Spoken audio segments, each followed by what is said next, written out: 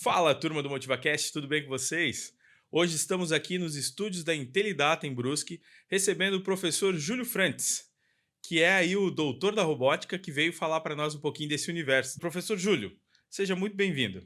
Muito obrigado, é um prazer enorme estar aqui com vocês. Eu logo que soube do projeto e recebi o convite, fiquei muito feliz em Que poder legal. compartilhar um pouco da nossa história, da minha história, e poder falar para o pessoal aí que vai assistir também. Pô, que bacana. Professor, a primeira pergunta que eu tenho aqui para ti é sobre a sua pesquisa, né? Que Uhum, foca em impulsionar a produtividade industrial através da robótica. uhum. Quais são os principais desafios que a indústria brasileira enfrenta hoje na adoção de soluções robóticas e como a robótica colabora com a automação e como a automação, né, podem ser a chave para superá-los? Sim.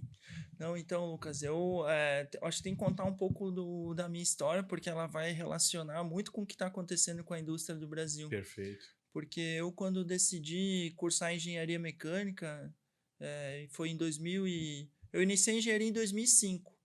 E eu logo quis estudar mais a parte de automação, Legal. robótica. Em 2005, nossa, era outros tempos mesmo, diferente de agora. Mas, por um lado, muitas coisas ainda não evoluíram. Tu vê. Então, naquela época, eu pesquisei assim, tá, eu preciso aprender robótica em 2005. Aonde é que eu aprendo? Primeiro. Então, quem está buscando aprender robótica no Brasil vai ver que não consegue achar. É muito difícil. Na época não tinha muitas opções, por exemplo, de curso de engenharia mecatrônica, Uhum. que é um curso mais parecido e Mais mais próximo próximo. da automação e da robótica. Então, eu sou natural do Rio Grande do Sul, sou do interior do estado, Santa Cruz do Sul, minha cidade natal, mas Pô, que bacana. eu morei muito tempo em Veracruz, que é uma cidade Aham. menor ainda. Então, pensa bem, eu no meio do nada, assim, tem uma universidade lá muito famosa, que é grande, que é uma comunitária, nos Uhum. moldes da Unifeb, que eu trabalho. Ela chama Unisc.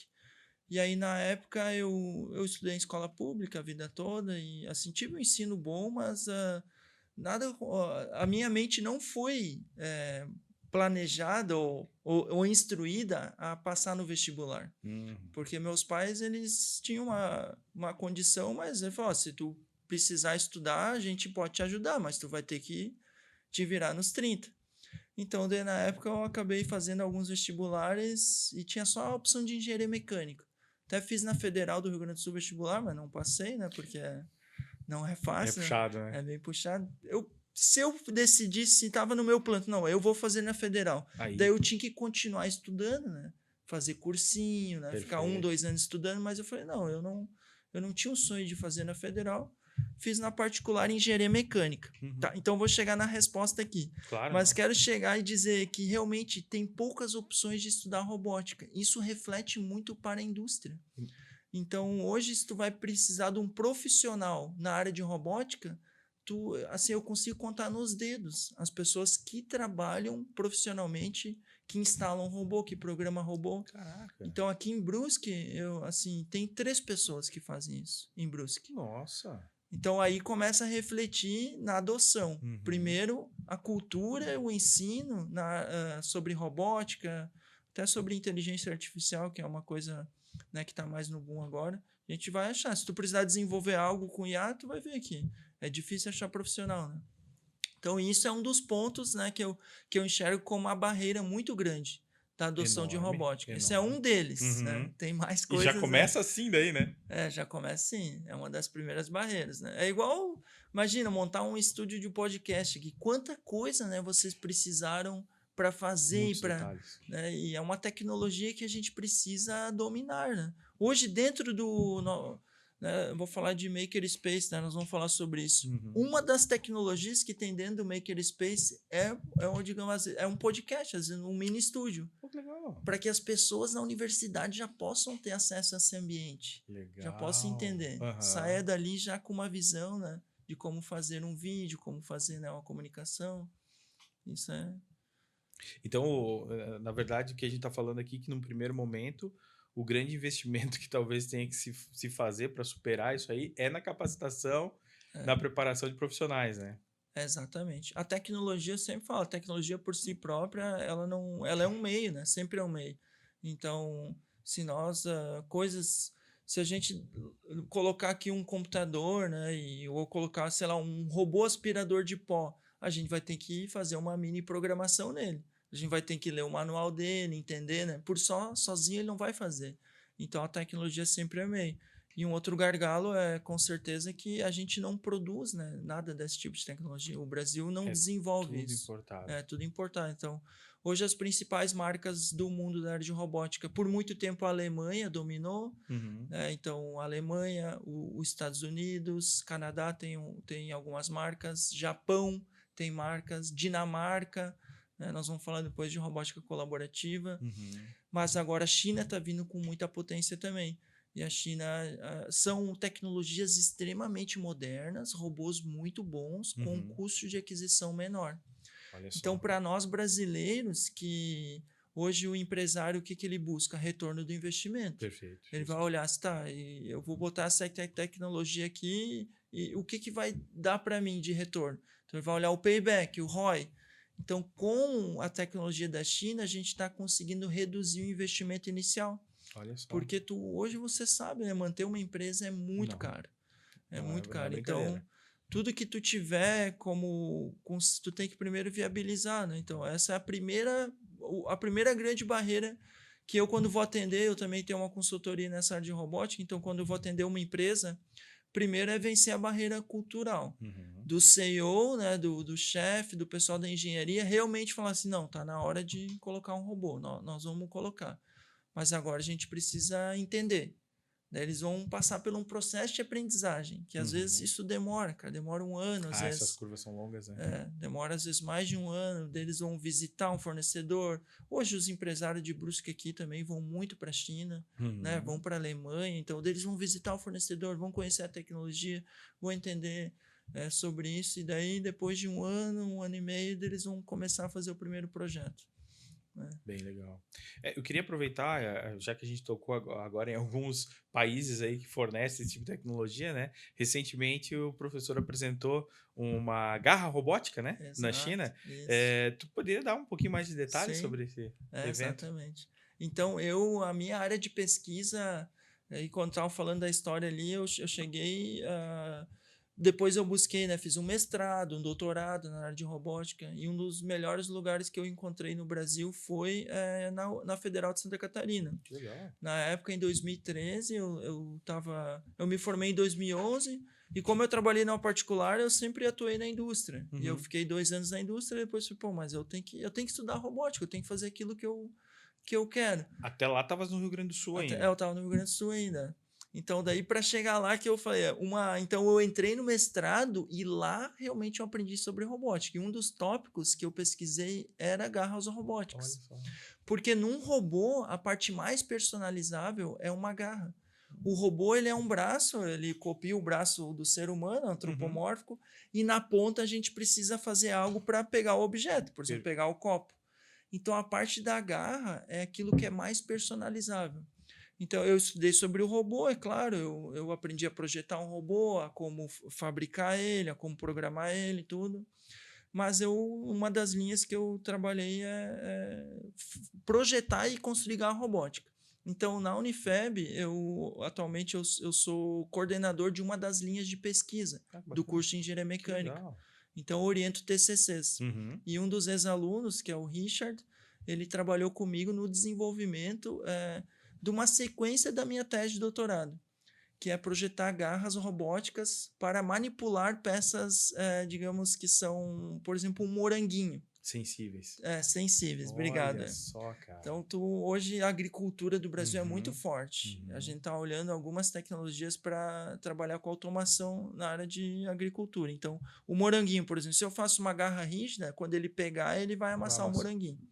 Então, essa garra é uma garra com silicone. E minha tese de doutorado, eu fiz uma parte do meu doutorado na Inglaterra, que era o meu segundo sonho, assim. O primeiro sonho era estudar robótica, o segundo era estudar fora do Brasil. Pô, que bacana. E aí, cara, vou te falar, desde a graduação eu tentei estudar fora do Brasil. Então, na graduação eu tentei, não consegui. Daí no mestrado eu tentei, não consegui. No doutorado eu tentei quase 9 vezes. Caramba! E daí na 10ª eu consegui. Ai, que show! Consegui isso daí. Não dá pra parar, né? Tá vendo? Cara, Persistência leva, né? Exatamente. E aí eu estudei, minha tese foi em cirurgia robótica. eu desenvolver um robô flexível, como se fosse uma garra, para que ele pudesse acessar o corpo humano e fazer um corte, uma fissura, uma cirurgia, né?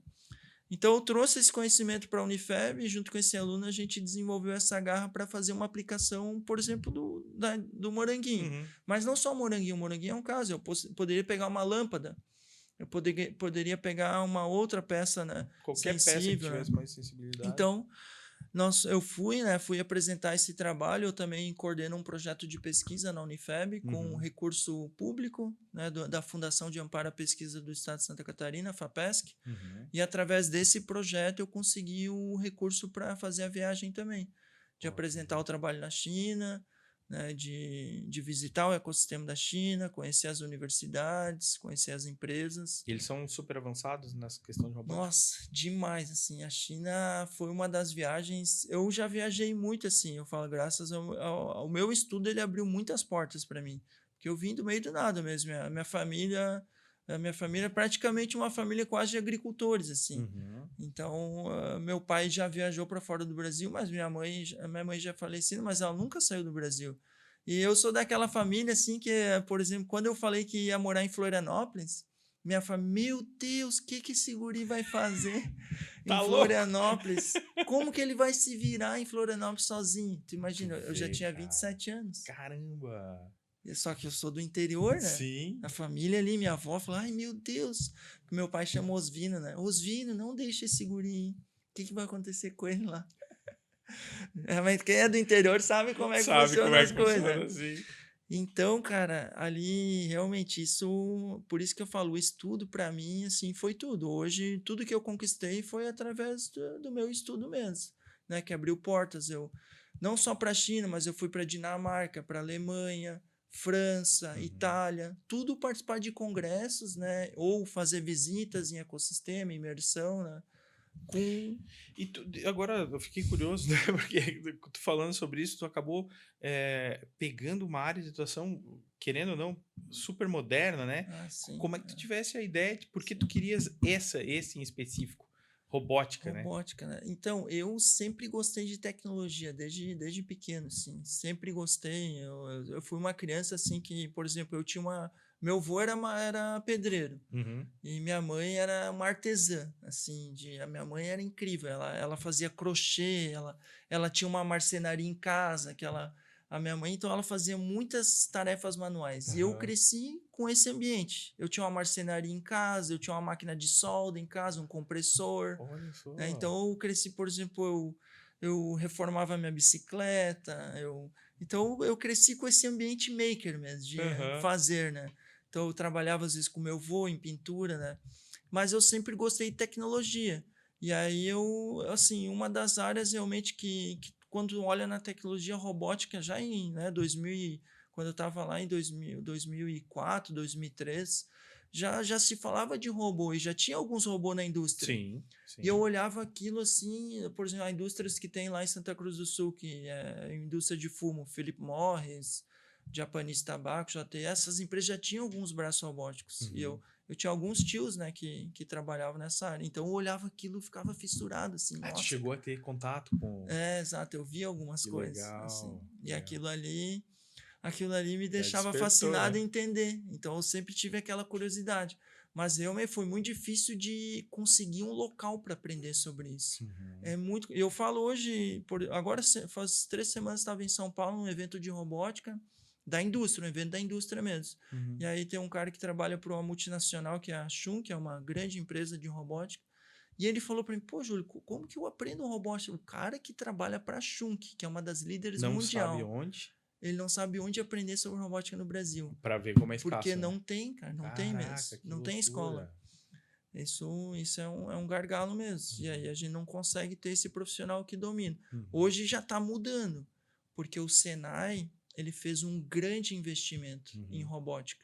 Então, o Senai, ano passado, instalou 250 robôs no Brasil, nas escolas do Senai. Para começar a dar essa capacitação. Robôs colaborativos. Então, só que não para tu formar uma pessoa, né, por exemplo, no ensino superior, no mínimo 5 anos. Sim. Até uma graduação, ou um tecnólogo, 2 anos. Então, isso vai começar a refletir, né, daqui mais tempo. E aí, Perfeito. só que daí tem uma outra coisa, né? Que a infraestrutura, ela nos ajuda, né? Mas ainda a barreira cultural no ensino básico ainda. Isso é Uhum. que daí a gente vai falar do espaço maker, daí Sim. isso eu acredito que vai trazer uma mudança, né, de maiores proporções. Que legal. E aproveitando que a gente está falando disso, até para quem não sabe, não entende muito bem, né? Como é que você define o que é um robô e o que não é, né? Ah, Porque a sim. gente falou, né? Que pode ser um braço É, mecânico, pode ser todo um corpo inteiro, né? exato. Como é que é essa definição? Exato. Tem, então, no mundo tem a IFR, que é a Federação Internacional de Robótica, Hum, International Federation of Robotics. legal. E é ela que tem uma das... Se tu pesquisar no Google, tu vai achar um monte de definição, sim, Uhum. um monte mesmo. Mas a gente procura seguir o da IFR mesmo. Então, ela define que é um dispositivo mecânico com motores, né, que é programável e tem um nível de autonomia, né? Então, a gente tem que ter... Tem os motores, tem que programar ele e ele tem que ter um nível de autonomia, realizar uma tarefa no meio. Então ele tem, por exemplo, se o meu braço ele vem, pega o objeto, leva, solta, né? E eu posso fazer alguma tarefa. Isso é Uhum. definido como robô. Então, se tu pensar no humanoide, né? O humanoide é um robô. Então, às vezes o que, que as pessoas confundem? Ela pega um braço, bota um motor e liga e desliga o motor. Justo. Isso não é um robô. Então, ou pega um carrinho e tu liga e desliga o carrinho, os motores para ele andar e Não andar, é um não é robô. um robô. Perfeito. Ele tem que ter esse grau de A autonomia. autonomia que define nesse caso. É isso, que é um grande diferencial. Ah, legal. Bom, vamos falar agora um pouquinho sobre esse negócio da integração da indústria 4.0, né? Sim, A robótica é um pilar, né, da indústria é, 4.0, né? sim. Além da automação, como é que tu vê a integração da robótica com as outras tecnologias habilitadoras, né, como a inteligência artificial, a internet das coisas, né, para criar ecossistemas de produção verdadeiramente inteligentes? Exato. Para esse tema também, nossa, a indústria 4.0. Ano passado eu fui em uma das principais feiras de automação do mundo, que é a Hannover Messe. Uhum. A Hannover Messe é uma coisa extraordinária, assim. Eu fui também com uma visita para fazer uma imersão na área de robótica. Por que que eu estou falando? Porque a indústria 4.0 nasceu lá em 2011, na feira, na Olha própria aí. feira, Hannover Messe. E a indústria 4.0, ela acaba sendo assim, um paradigma, né, de mudança por trabalhar com dados, tudo, né? No Brasil, a gente sabe que a indústria brasileira, ela está na indústria 2.0 ainda. O que, que é a indústria 4.0? É a quarta revolução industrial, né? Para que todo mundo entenda. Então, a gente passou pela primeira revolução industrial, que foi a eletricidade, a indústria a vapor, né? Uhum. Então, daí foi a 2.0, então que daí realmente vem a eletricidade mesmo, foi vapor, Vapor, eletricidade, eletricidade. 3.0, daí entrou o computador, que daí já surgiu o robô na 3.0. Hum. A E aqui no 4. Brasil a gente ainda não opera muito bem essa Tá 3.0. entre a 2 e a 3.0 ali. Pouca indústria ainda.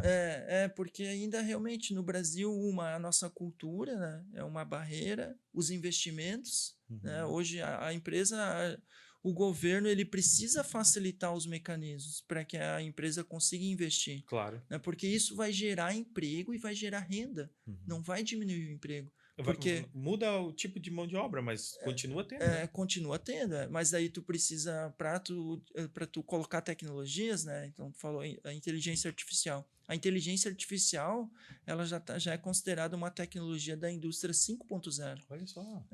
Então, ela é uma habilitadora da indústria 5.0. Uhum. E a 4.0, a robótica autônoma, é um pilar.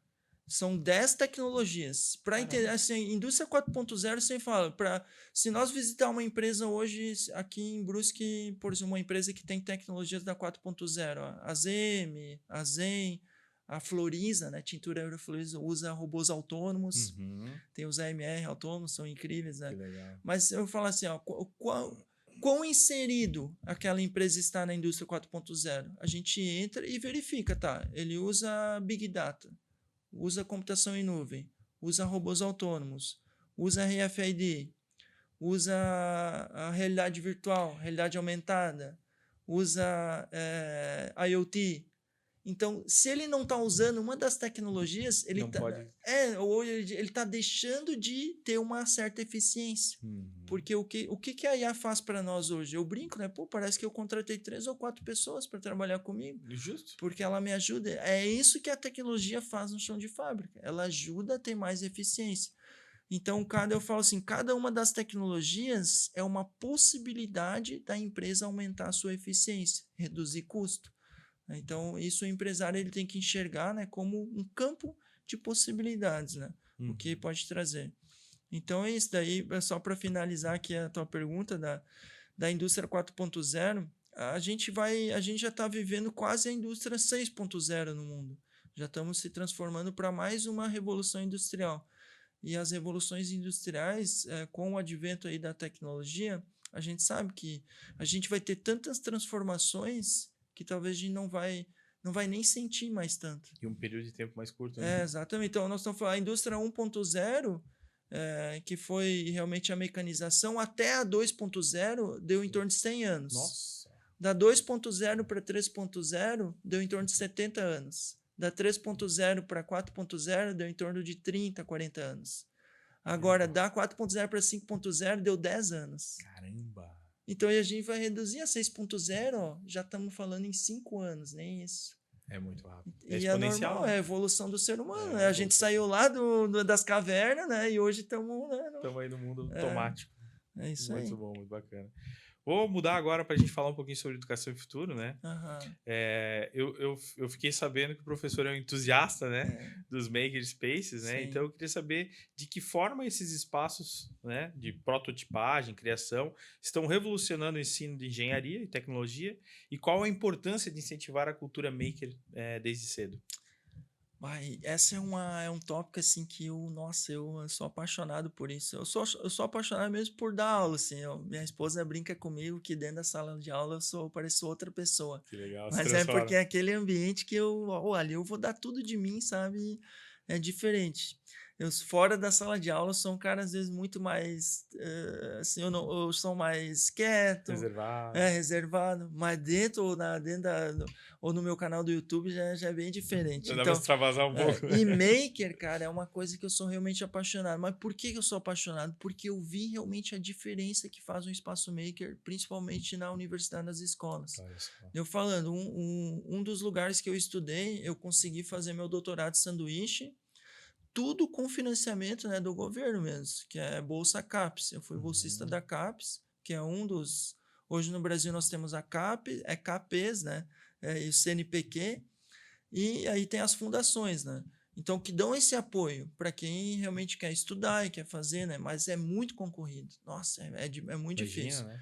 Mas então eu consegui fazer o doutorado de sanduíche na Inglaterra. E lá tinha um espaço maker central na universidade, que era um Fab Lab. O Fab Lab hoje é uma rede, né, ligada ao MIT. Olha. Então, eu posso criar um Fab Lab aqui em Brusque. Eu só preciso seguir os padrões do MIT, certo? Nós poderíamos criar, né? Então, eu lá, cara, na UCL, que é a University College London, o Fab Lab, por exemplo, aqui no Brasil, eu tinha acesso... Através de um projeto de pesquisa, em 2015, nós colocamos a primeira impressora 3D no laboratório de robótica da UFSC. Que top. Então, só que a gente tinha uma. E daí, daqui a pouco não tinha dinheiro para comprar material. Daqui a pouco não tinha dinheiro para reformar a máquina. Daí tu botava do teu bolso, fazia, dava um jeito. Né? Cara, quando eu cheguei na Inglaterra, em 2017, e eu olhei aquele Fab Lab, eu falei, nossa, como é que eu uso isso aqui, cara? Eu entrei num site, fiz o meu credenciamento, Júlio França, botei minha matrícula lá da universidade, agendei um horário e fui lá e fiz o treinamento. O treinamento deu 30 minutos da impressora 3D.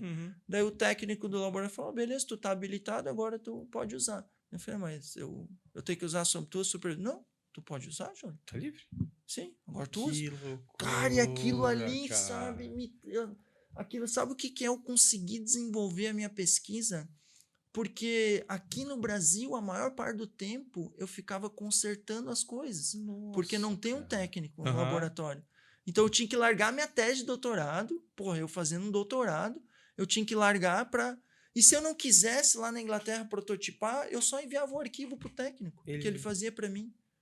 Cara, agora tu pensa isso. Nossa. Então, isso atrás. Porque acontece? E lá o povo é Ué, muito mais focado assim, ó. Qual que é o resultado que eu vou entregar para a sociedade? É a forma de pensar, cara. Isso muda tudo. muda Só que é tudo. muito mais prático, porque Uhum. eles têm a infraestrutura. E aqui no Brasil a gente não tem. A gente tem que montar muita Não, coisa, né? não. Assim, é muito bom. Eu adoro fazer pesquisa e tudo, mas a gente tem que falar realmente um pouco da realidade que acontece no laboratório. Em 2003, quando eu acessei para fazer o meu mestrado, eu não tinha nenhum computador para usar. Eu tinha Caramba. que comprar o meu computador, né? E eu estava nas melhores universidades do Brasil. Caramba. A nossa infraestrutura ainda, só que Não dá isso pra acreditar, né? vai para as escolas, né? Vai para tudo. Então, voltando, o espaço maker para mim, eu acho que eu saio um pouco mais falando, o espaço maker, cara, ele vai trazer um potencial para as escolas muito mais prático, para que o aluno ele possa entender, né, que ele pode desenvolver algo que pode impactar na sociedade, um dispositivo inteligente, né? Ou ele já pode trabalhar com robótica, entender tecnologia. Deixar para que aquele, por exemplo, hoje um robô, a maioria das pessoas acha que é a máquina que, sei lá, vai matar a pessoa, um robô, Sim, justo. porque ela não conhece, né? Então ela, uma vez que ela tem acesso, entende, pô, mas eu entendi que se eu posso programar então um robô, É eu prático, posso construir, é funciona, prática. resolve problemas. É. Então o espaço maker, ele realmente vai mudar a dinâmica do estudo também. Passa por um estudo que hoje é quase 100% teórico, por um estudo prático e teórico, que é um espaço onde a pessoa pode entrar e fazer o que ela está estudando ali, colocar a teoria de uma forma prática. Uhum, uhum. Isso faz muito sentido. Pegando o gancho, professor, a gente vai falar um pouquinho aqui sobre essa questão da velocidade da transformação digital, né? Porque essa coisa está se desenvolvendo muito rápido, né? Como acabaste de falar, é uma curva exponencial, né? A indústria está evoluindo também junto com isso, né? E quais são as habilidades e competências que o profissional do futuro, especialmente nas áreas de engenharia mecânica e robótica, precisa desenvolver para se manter relevante no mercado de trabalho? Esse é um tópico que é sempre bastante perguntado, né? Eu ainda falo sobre as soft skills, né, e hard skills, né? Porque é uma atualidade ainda, né? Apesar de a gente já falar sobre soft skills há muito tempo, né? Mas dentro da sala de aula eu sempre falo sobre isso, né? Que é, por exemplo, uma coisa que eu falo para os meus alunos que estão na universidade, né? Primeira coisa, além do conteúdo, o conteúdo aqui é o básico que vocês precisam aprender. Mas conheça o colega do lado de vocês. Pergunte o nome dele, faz o que ele faz, faz o contato já com o teu colega. Quem sabe daqui de dentro da sala de aula vocês possam montar uma sociedade, possam montar uma empresa, ou depois vocês possam se ajudar, um está na empresa A, outro está na empresa B. Se conheçam aqui dentro da sala de aula. Aqui é o grupo de relacionamento de É o vocês. ambiente, né? Exato. Primeiro isso, cara, o estudar, o aprender, né? Isso é o básico, né? Realmente, né? Mas o relacionamento de tu se conhecer, entender, né? Gerar potenciais. Eu tenho relacionamento com esses colegas meus ainda, que é um grupo de engenheiros, que a gente tem um grupo do WhatsApp que a gente conversa, um indica o outro, ó, tô vendo o que tá fazendo, Júlio te indicar, ou tô vendo uma oportunidade, mando para outro amigo meu. Então a gente tem um relacionamento já, né, desde a época da graduação, é aquilo que pode perpetuar, né? Então uma é a comunicação mesmo, de a pessoa não achar que ele vai, assim, tem que se preocupar com as notas, né? Claro. A gente tem uma cultura no Brasil, infelizmente, né, que é a cultura, assim, do mediano, né? Então, todo mundo assim, não, tá bom, professor, 6 tá bom para mim. Eu falo, não, cara, 6 não tá bom. Busca o melhor. Não para tu ser o melhor, mas busca sempre o melhor para ti. Tenta tirar 10, cara. E o outro lá se tirou 9, tenta tirar 9,5 depois.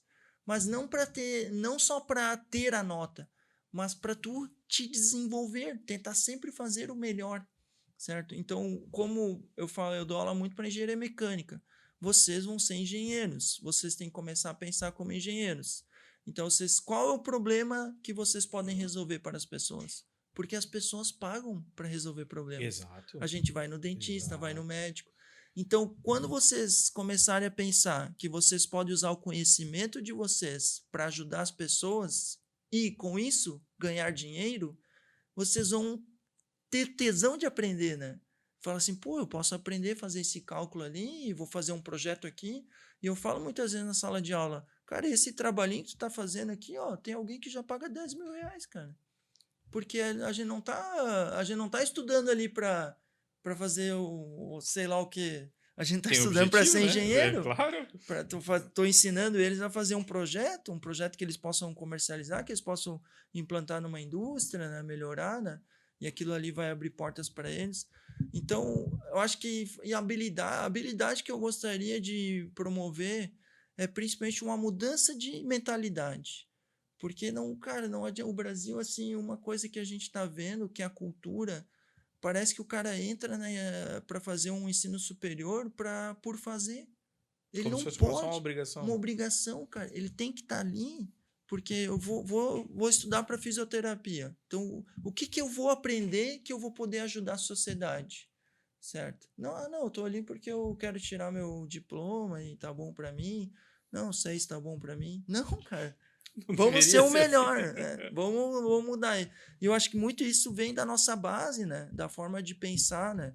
Isso eu também não aprendi na minha família, sabe? Meu pai falava assim, Júlio, estuda, estuda. Eu não posso dar muitas coisas para ti, mas tudo que eu puder te apoiar, eu vou te apoiar, sabe? Mas tu vai ter que te virar nos 30 aí, vai fazer, mas estuda. Ele fala, assim, mas ele não fala assim, estuda para qual propósito? Ele falava estuda, porque o estudo ele vai te dar algo na vida, mas O então fim, né? o fim então, mas aí eu fui aprendendo, eu falei, não, eu tenho que aprender isso daqui porque eu vou fazer o projeto. Eu já tinha essa mentalidade, né? Uhum. De eu ter que adquirir o conhecimento, às vezes tinha umas coisas chatas que eu tinha que aprender, não adiantava. Nem tudo são flores, né? Exato. Uma graduação hoje são quase 3.600 horas, né? Caramba. Mas tem uma parte ali que tu vai ter que gostar, senão tu tá fazendo a coisa errada, né? Justo. Então, cara, isso, a habilidade é muito mais a forma de pensar hoje, senão eu poderia falar um monte de outra coisa. Aprenda robótica, aprenda inteligência artificial, Não, aprenda isso, aprenda essa. não faz sentido se não tiver essa base, né? Porque é uma outra coisa que quero falar rapidamente, que é a gente vive uma epidemia no Brasil, né, que é o jovem nem, que é aquele jovem que não quer nem estudar e nem trabalhar. E o Brasil tem o maior índice do mundo. Então não adianta eu falar para eles que, beleza, estudem programação, mas ele nem sabe o que ele quer fazer da vida. Não sabe nem o que fazer com isso tudo, né? Então, primeiro a gente tem que pegar esses jovens e dar um sentido para a vida para eles, sabe? A gente tem que fazer alguma coisa, algum programa, né? Alguma coisa nas salas de aula, né? Para que a gente faça sentido, né? O que eles estão fazendo. Não, e é interessante, agora, pegando o que tu estás falando, que a gente vive a era da informação. Antigamente, eu acho que era menos acessível, e hoje em dia eles têm acesso, né? O jovem tem acesso a tanta informação, tantas coisas diferentes, né? Que deveriam ajudar no norteamento e no fim não funciona dessa forma, né? Exatamente. Agora, recentemente, né? Nós estávamos falando da China, né? E agora na China, por exemplo, é que é diferente, né? Eu converso com pessoas da área de humanas, né? Que eles criticam muito o Partido Comunista, né? Pela rigidez, né? Do partido e tudo, né? Mas o pessoal das exatas, que eu sou das exatas, eu já falo, pô, mas se eu fizer o certo, eu vou trabalhar, vou estudar, eu vou ser alguém na vida, né? Eu vou conseguir ter minha família, ter minhas condições, né? Então eu vou pelo certo, né? Mas daí tem esse porém, porque eu tô falando isso, o Partido Comunista agora proibiu, né? Pessoas que não têm know-how na área que possam estar na rede social, Isso, perfeito. porque é um cara que está usando a inteligência artificial hoje para fazer, sei lá, uma receita, né, de um nutricionista. Mas o cara não é nutricionista, cara. E os caras estão vendendo Que isso na responsabilidade ele internet. tem sobre aquilo, né? Não tem responsabilidade Exato. nenhuma. E daí os caras proibiram. Não, esse cara que Não não tem. pode. Não pode, é. E daí, se a gente faz isso aí no Brasil, dá um. Ah, não, aqui é tudo relativiza. A gente Não relativiza pode, tudo, né? exato. Daí não pode, né? Não. No Brasil é engraçado, né? Então, mas são tópicos, né, que a gente precisa realmente olhar, né, para o que está acontecendo na rede social. A gente sabe disso, né? A gente tem que ter um controle. E então, para que realmente, porque o jovem é aquilo, né? A gente saiu na rede social, eu só boto o que é bom, né? Claro. Eu não vou botar as coisas, os perrengues, né, que eu passo, né? Porque as pessoas também não, É. né? Então a gente sabe, daí o jovem, às vezes a gente que já tem um discernimento, né? Daqui a pouco eu paro para pensar e falo assim, o cara fica com uma invejinha assim, né? Pô, o cara, né, eu tô aqui batalhando, daí eu penso, não, calma, Júlio, volta em si, né?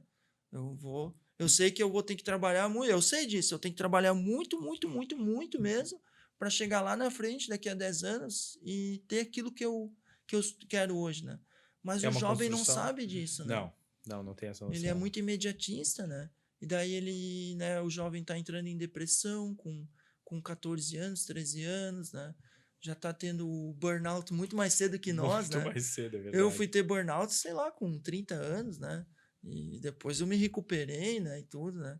Tem que Mas ressignificar as coisas, tudo mais. exato, né? Mas não com 14 anos, né? O É cara tem muito um. maluco, é muito É cedo. muito Muito maluco. cedo. Eu vou aproveitar, aproveitando que tu estavas comentando nas tuas redes sociais, né? Você menciona que a robótica está se tornando mais intuitiva e fácil, né? Como que essa democratização de ferramentas de programação e também o barateamento do hardware, né, estão impactando a inovação em pequenas e médias empresas?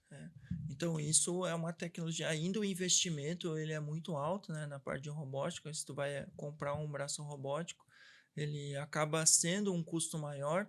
Nós estamos falando assim de um fabricante, digamos, tradicional, que é esse, por exemplo, robô dinamarquês, o robô da Alemanha.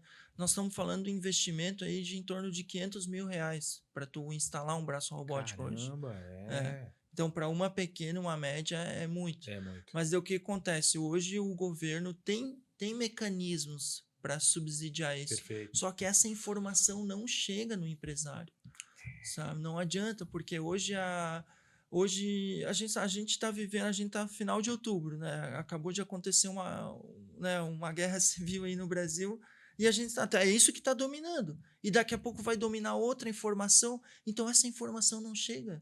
Então é um nicho. Então, daí o que acontece? Hoje está vindo tecnologias da China, em vez de ser 500 mil, um robô chinês instalado, programado, tu consegue fazer por 200 mil. Olha Certo? só. Porque o que acontece? Não é só comprar um robô. Tu precisa de alguém para programar, alguém para fazer a base, para instalar o sensor, comunicar o sensor com o robô, adequar as normas de segurança. Vários procedimentos. Então, tu não consegue trazer um chinês para fazer isso. Tu precisa de um brasileiro. E aí, para tu achar esse profissional já é difícil. E esse profissional, cara, ele tá tão atolado de coisa, porque ele fala assim, não, eu tenho um projeto aqui com uma empresa, tem um cara daqui de Brusque, ele faz serviço. Ele tá prestando serviço para fora do Brasil. Caramba! Sabe? Ele tem que escolher muito bem o que vai fazer. Exato, aí o ticket dele já tá altíssimo. High ticket, Ele com não certeza. tem interesse de fazer um projeto pequeno. Exato. Daí a gente esbarra nisso. Então a gente hoje, depois de mais um sonho assim de 6 anos. Esse ano eu concretizei um outro sonho de 6 anos, que é montar um laboratório de robótica em Brusque. Olha só que legal. Nossa, eu vinha trabalhando assim há 6 anos, cara, e todo ano tentando. Só que eu também precisei passar por um processo de mostrar para os meus pares, né, que a robótica era importante dentro da universidade. Ele falou, meu Deus, como que a gente vai investir R$500 mil aqui para botar um robô em uma base? Sendo Cadê que o R$500 mil retorno? a gente pode botar um laboratório de informática inteiro. Então, esse cara fala, não, o professor é maluco, isso é louco. Daí eu falo, não, mas robótica é importante, gente, nós precisamos. Se a universidade não tiver infraestrutura, aonde nós vamos ensinar essas pessoas? Não ensina. Porque daí ele sai para a indústria e não sabe. Ele não sabe fazer. Na Dinamarca, o que eu vi? Muito claro, assim, ó, visitei a universidade, na China também, mesma coisa, mas na Dinamarca ficou mais evidente ainda para mim. Eu fui na indústria e aí o empresário falou para mim, não, tudo que a universidade precisar, lá ela vai ter o de melhor. Porque eu quero que as pessoas saiam prontas da universidade. Não que eles venham aprender aqui. Porque isso eu gasto tempo, eu gasto dinheiro, eu contrato e o cara não consegue entregar valor. Isso é muito mais caro. Então, lá na universidade, tudo que eles precisar, nós vamos apoiar. Tem um grupo de empresários aqui, ó, nós montamos um fundo e esse fundo eles investem nas universidades, os empresários juntos. Só que daí o governo fala, opa, que legal que vocês estão fazendo isso aí. Então, nós vamos dar subsídio para vocês. Nossa. Vocês podem abater no imposto de renda, podem fazer o que vocês quiserem aí. Mas a universidade tem que ser a melhor. Então, todo mundo tem um objetivo claro.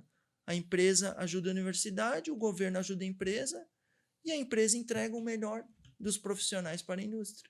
E aí a conta fecha, né? Aí o ciclo funciona. Daí no Brasil não dá. No Brasil, às vezes a universidade está lá naquela bolha dela. Não, eu estou aqui, eu só tenho que olhar os meus problemas.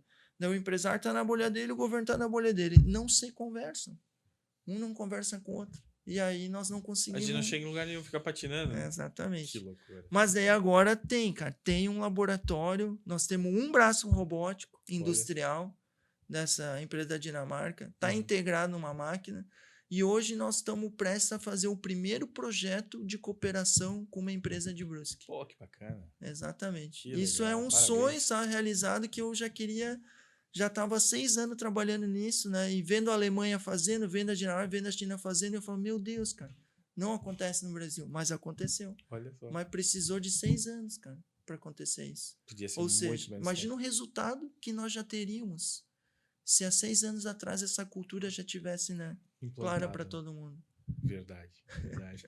Muito bom. É, Aproveitando, né, falando um pouquinho sobre o laboratório, eu fiquei curioso de como é que funciona e tal. Tu quer dar uma explanada melhor Sim, sobre esse claro, projeto? Acho que claro. seria muito legal para a Sim. audiência conhecer. Então, hoje a Unifeb é uma instituição comunitária, né? Em Brusque nós temos, a Unifeb é a mantenedora do Centro de Inovação. Santa Catarina tem o segundo maior polo de inovação do Brasil, que é o ecossistema de inovação. A Pô, gente que só orgulho. fica atrás de São Paulo. Só que São Paulo é outra realidade. Sim. São Paulo é muito maior do que vários países da Europa. Então, se a gente descartasse São Paulo, que é outra realidade, Santa Catarina ia ser o principal estado, né, de inovação do país. Então, junto com a rede catarinense de centros de inovação, que atualmente são 15 no estado de Santa Catarina, Brusque e região, né, o Brusque é um polo da região.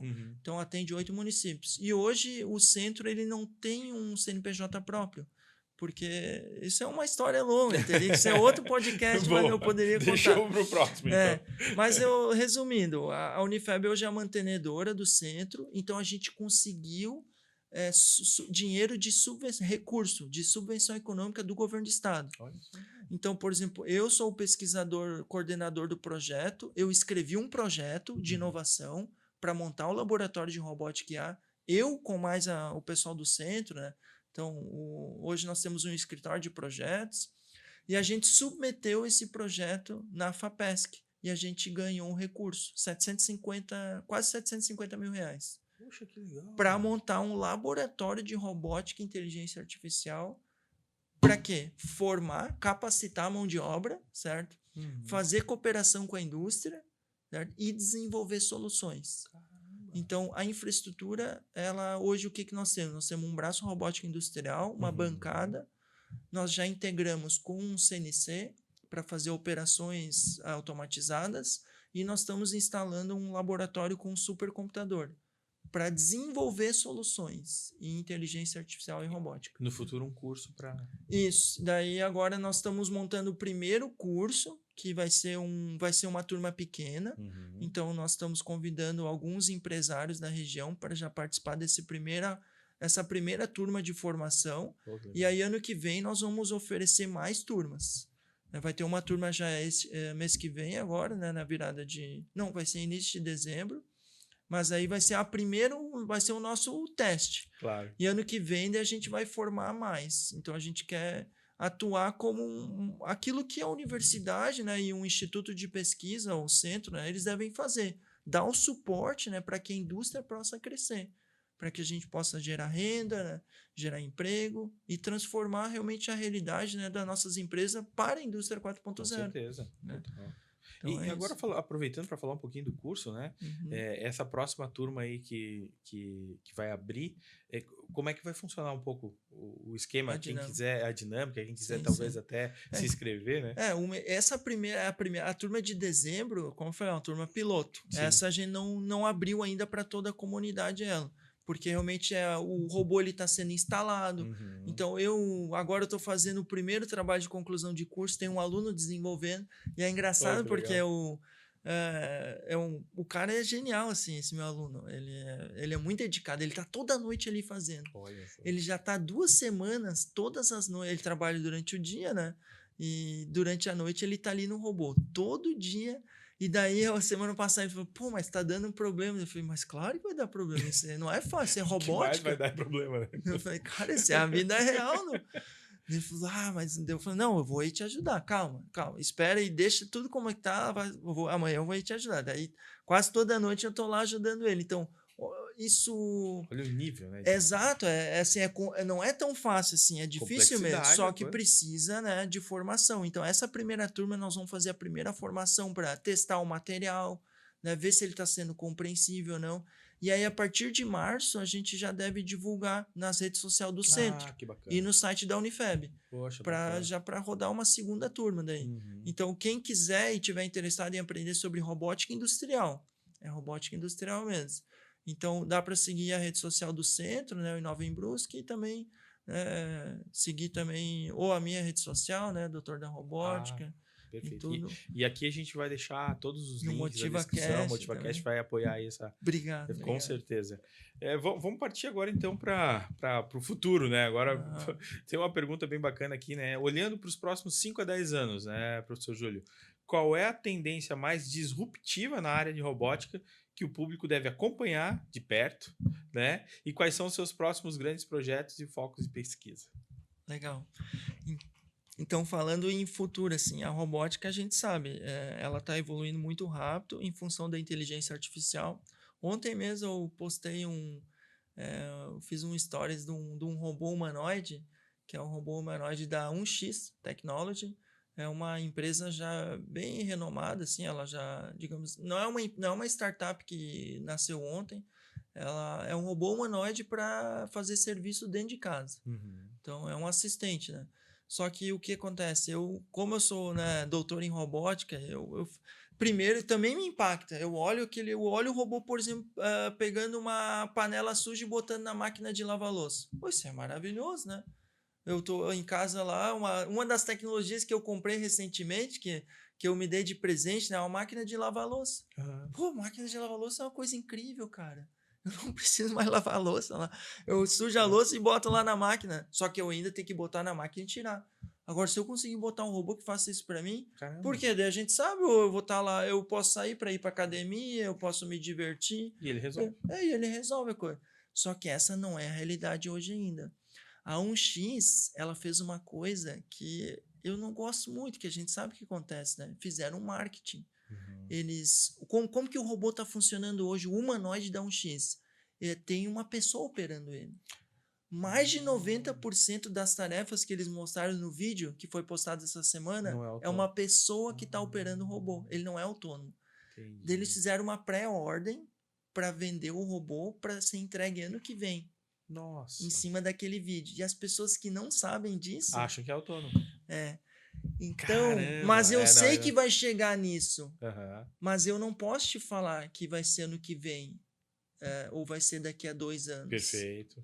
Porque a tecnologia está evoluindo muito rápido. Eu voltei da China agora, né? Deve fazer 30 dias. Eu andei num carro autônomo na China. Um táxi autônomo. Eu entrei no aplicativo, no WeChat, que é o aplicativo deles lá, Sim, o padrão. nosso WhatsApp. Faz tudo né? lá no chat. No WeChat. Eu entrei, acessei o app do táxi. Uhum. Era tudo em mandarim. Daí eu não entendia nada. Daí eu tirava print da minha tela e Traduzia. jogava no Gemini. Consegui me cadastrar. Chamei o táxi. Ele parou na minha frente. Daí eu digitei o número do meu celular, os últimos números. Ele abriu a porta e me levou 10 quilômetros de distância. Nossa. Cara, no meio de tudo, assim, ó, é impressionante, cara. Então eu vou te falar, aquela tecnologia ali pra mim, eu falei, cara, isso aqui é impressionante, cara. Impressionante. Eu entendo robótica aqui. Isso aqui que tá acontecendo aqui não é real pra mim. Porque foi muito disruptivo.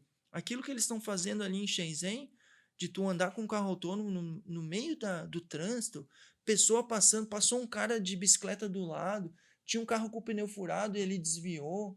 Tudo automático, cara. Caramba. Daí eu não sei, daí eu fiquei em dúvida. Falando, eu conheço isso aqui. Cara, acho que tem alguém controlando o carro remoto. Uhum. Porque não pode, era tão avançado, cara. Tava demais, assim. Tava demais. Então, porque nós não temos esse nível de autonomia ainda hoje. Mesmo Só com que a IA sensor, está só- proporcionando. Daí falando, ó, boa. voltando na 1x. A 1x, hoje nós temos os robôs humanoides no mundo. As pessoas me perguntam, mas o humanoide, quanto que vai chegar para a indústria? Ele ainda é um brinquedo. Tu vê que esse robô da Unitri, né, que o pessoal que é o mais famoso, né, ele ainda é um brinquedo. A 1x, ela tem um grande potencial de mudar isso, porque a 1x é uma empresa que trabalha em volume de dados. Ela tem uma grande informação. Para nós treinar um robô, a gente tem que ter um volume grande de dados.